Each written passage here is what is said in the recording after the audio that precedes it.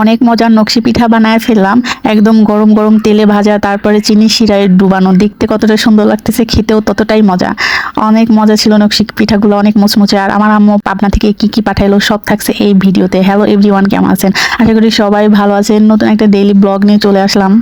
তো আজকের ব্লগে অনেক কিছুই থাকছে, এই আর কি, রান্না বাড়া, এছাড়া তো আর কিছু না। যাই হোক, আজকে আমি শুকনা চালের গুঁড়া দিয়ে নকশি পিঠা বানাবো। এই শুকনা চালের গুঁড়াগুলাও আম্মু অনেকদিন আগে পাবনা থেকে বাসে পাঠিয়ে দিছিল। অনেকদিনই ফ্রিজে রাখা ছিল, কি করব বুঝতে পারতেছিলাম না, কিছুই করতেছিলাম না। এই জন্য আজকে মনে হলো একটু বের করে কিছু একটা বানাই। তো কি বানাবো ভাবতে ভাবতে মনে হলো নকশি পিঠাই বানায় ফেলি।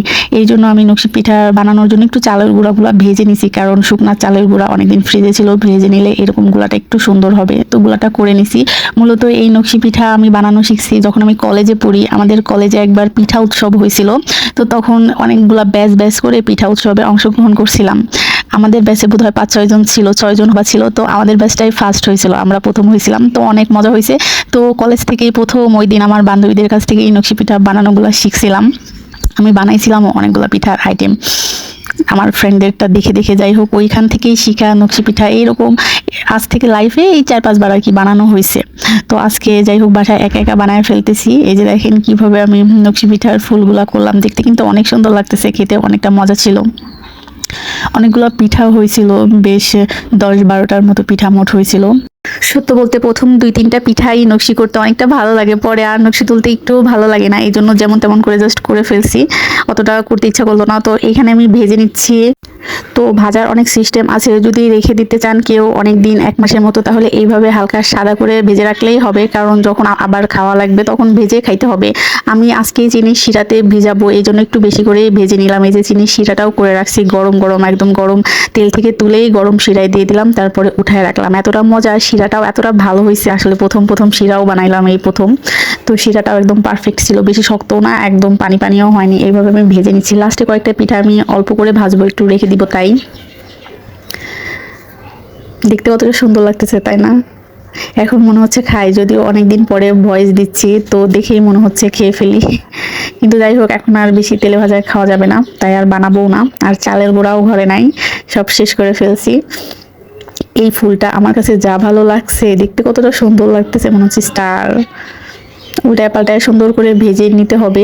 সকালে গিয়েছিলাম বাজারে, বাজার থেকে এসে দেখি আম্মু ফোন দিয়ে বলতেছে যে পার্সেল পাঠিয়ে দিছি, রিসিভ করে নিও। তো এই পার্সেলগুলো তারপরে নিয়ে আসছে 12:30টার দিকে। এখানে একদম কবুতরের বাচ্চা জব করে একদম পরিষ্কার করে বেছে দিয়ে দিছে, তারপরে আচার দিছে, পেঁয়াজ, আরও অনেক অনেক কিছু।